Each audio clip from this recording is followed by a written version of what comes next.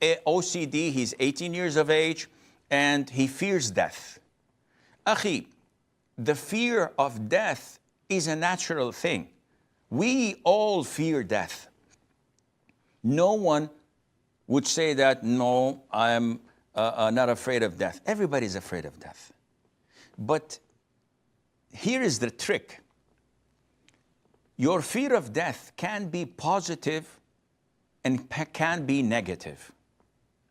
If your fear of death is positive, it means that it will drive you to excel in getting closer to Allah, in preparing for the Day of Judgment, in filling your grave with light, with good deeds that will accompany you until Resurrection Day. So this fear of death makes you refrain from doing sins.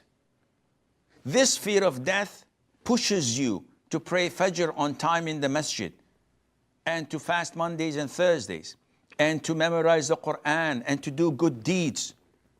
This fear is positive, and it is liked by Allah Azza wa Jal because it draws you closer to Allah.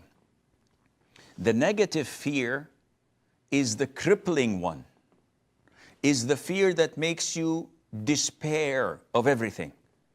Why don't you pray? What's the use? I'm gonna die. And if I'm gonna die, then Allah will put me in hell. So why would I do any good deeds? Why would I refrain from haram? And it becomes an obsession.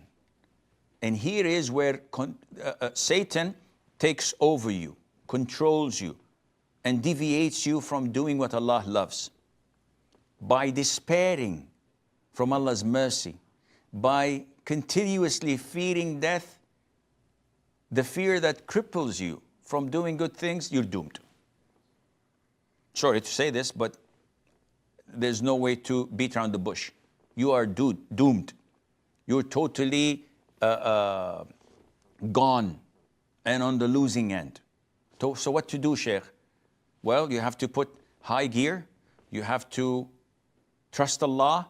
You have to make dua.